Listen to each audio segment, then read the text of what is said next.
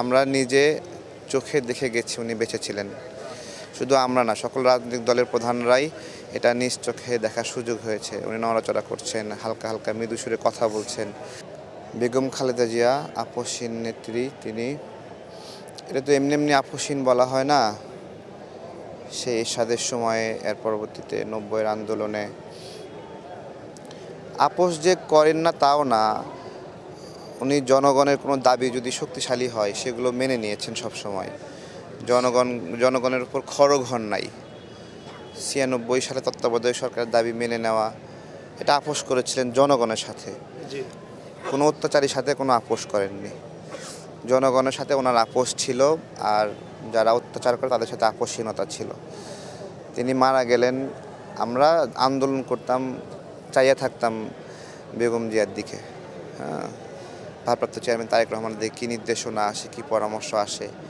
গণ অভ্যুত্থানের মধ্যেও রাজনৈতিক দলগুলোকে নিয়ে একটা গোপন মিটিং হয়েছিল।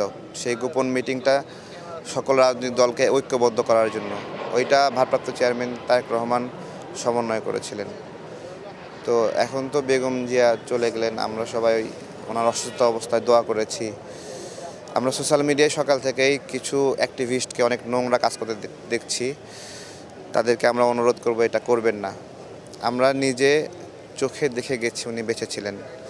শুধু আমরা না, সকল রাজনৈতিক দলের প্রধানরাই এটা নিজ চোখে দেখার সুযোগ হয়েছে। উনি নড়াচড়া করছেন, হালকা হালকা মৃদু সুরে কথা বলছেন।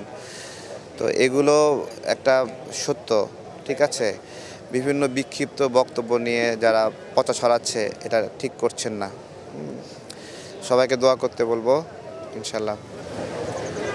আসলে ভাই, বেগম খালেদা জিয়া যে কারাগারে ছিলেন, তার ঠিক মতন আসলে ট্রিটমেন্টটা হয়নি। ট্রিটমেন্টটা হলে হয়তোবা সে আরও ভালো থাকতে পারতেন।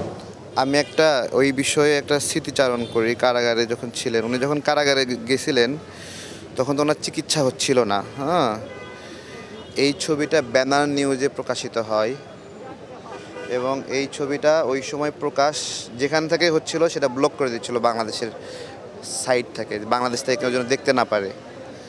তখন এই ছবিটা আমরা প্রিন্ট করে রাস্তা রাস্তায় ঘুরতাম, এটা মানুষকে দেখানোর জন্য, ঠিক আছে। তো এতটুকু মানে ওনার অবস্থা, ওনার স্বাস্থ্যের অবস্থা কোনো কিছুই তো বাহিরে আসতো না। যা সরকারের পক্ষ থেকে দেওয়া হতো ওই সময়ে, তখন ততটুকু আমরা পেতাম।